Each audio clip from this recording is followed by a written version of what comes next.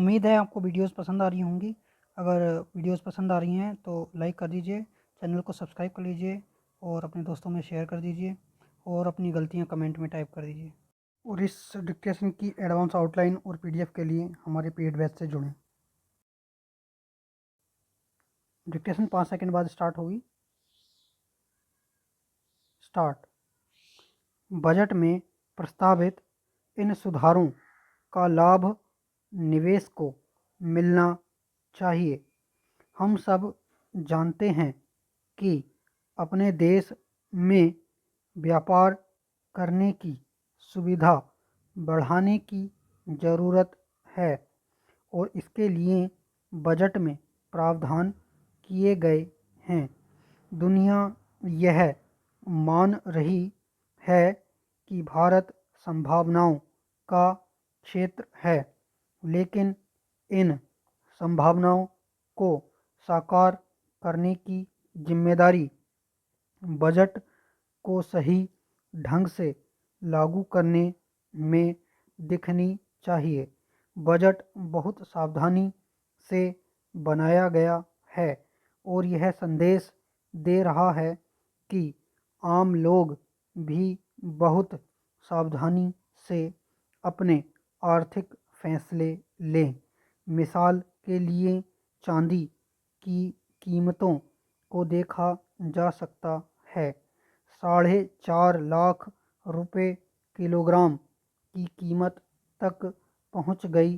चांदी 3 लाख रुपए से भी नीचे उतर आई है। अर्थात यह किसी आर्थिक फैसले पर टिकने का दौर नहीं है। यह ज़रूरत और सहूलियत के हिसाब से लचीले फैसलों का समय है। फिर भी जो लोग बजट से कुछ ज़्यादा पाने की उम्मीद लगाए बैठे थे, उन्हें यह ज़रूर ध्यान रखना चाहिए कि सरकार की लोक-लुभावन घोषणाएं महज बजट की मोहताज नहीं हैं। भारत के आम बजट 2026 को किसी भी दृष्टिकोण से देखिए, इसे विश्वसनीय, जिम्मेदार और दूरदर्शी बजट कहा जा सकता है।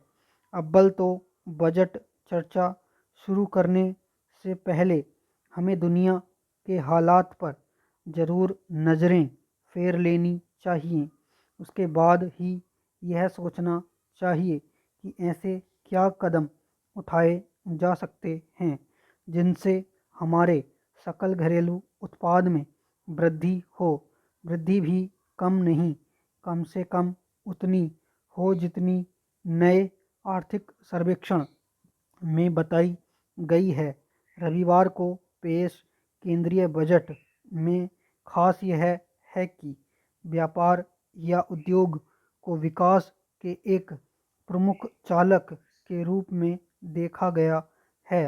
वित्त मंत्री ने दूरदर्शिता दिखाते हुए सहयोगी देशों के साथ तालमेल बिठाने के लिए सीमा शुल्क सुधार की बड़ी कोशिश की है।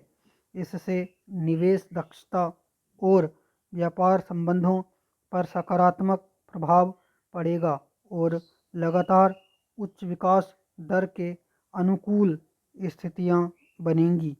संक्षेप में कहें तो इस वर्ष वित्त मंत्री का मूल मंत्र प्रौद्योगिकी और निर्यात प्रतिस्पर्धा है।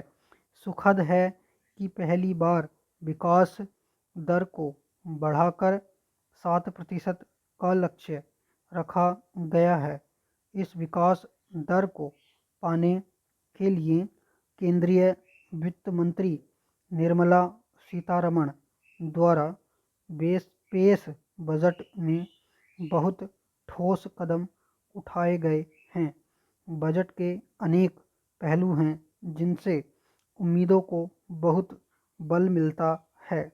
अमेरिका के साथ टैरिफ संबंधी तनाव के बावजूद भारत ने पिछले महीनों में कई मुक्त व्यापार समझौते किए हैं।